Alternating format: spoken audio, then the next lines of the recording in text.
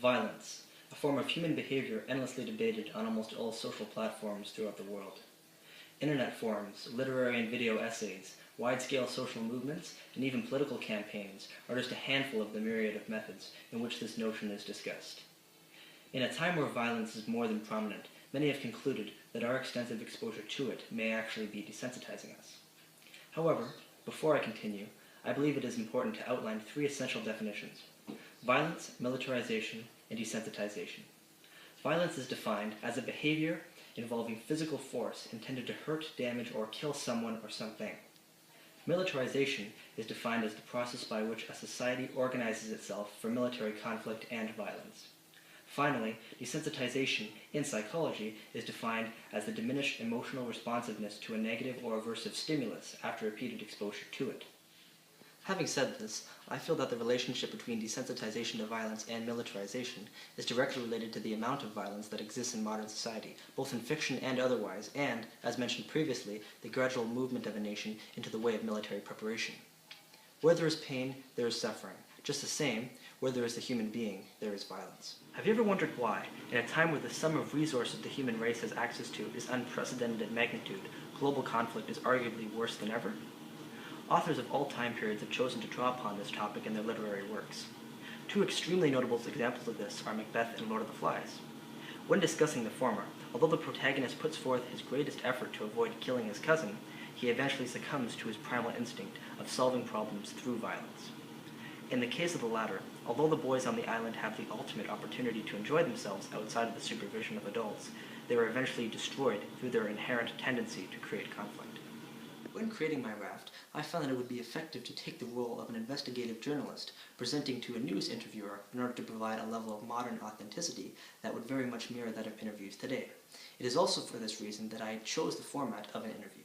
Thank you again for joining us, Duncan. It is my pleasure, Kathy. So how's your research been proceeding? Quite well, thank you for asking.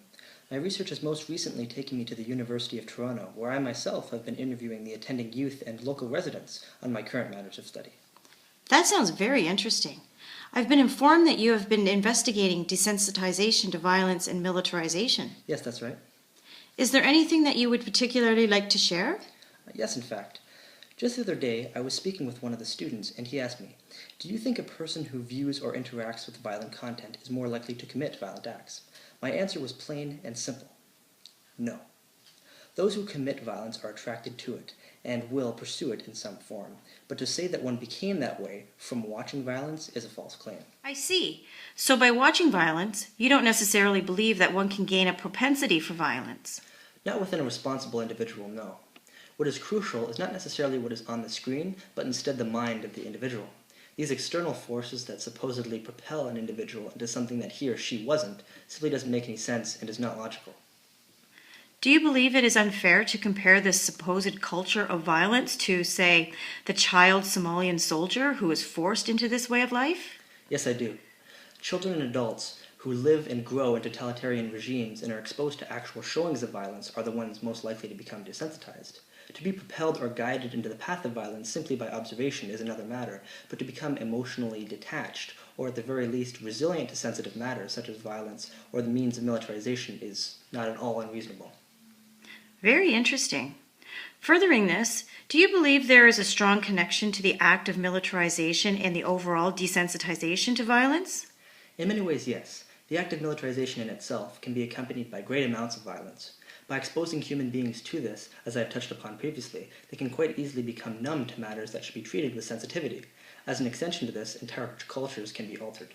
As a final question, Duncan, do you believe there is a way in which to prevent desensitization to violence in the youth? I believe the most effective way in combating this would be to aim one's focus at the cease of unnecessary military preparation of nations as a whole, in turn preventing the exposure that would lead to the desensitization to individuals in the first place. Excellent. I believe that is all the time we have. Thank you very much for your time and insight. Thank you, Kathy. By choosing the form of a public interview, I felt that I was allowing myself to both analyze a topic in the perspective of an individual who has direct research in the field and also cover closely related matters that are very much globally relevant.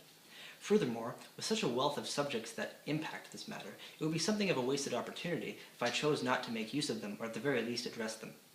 In conclusion, the matters of desensitization to violence and militarization boil down to the ever-present element of violence. Through the lack of sensitivity that violence is handled with in the modern day, alongside the near worldwide preparation for individualized phantom conflicts, both the formation and connection between the two topics is revealed.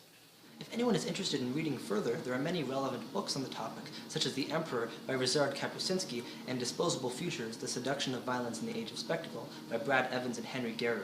There are also many poems, essays, and even online TED Talks regarding the subject. Thank you very much for your attention, and I hope you enjoyed my presentation. Have a nice day.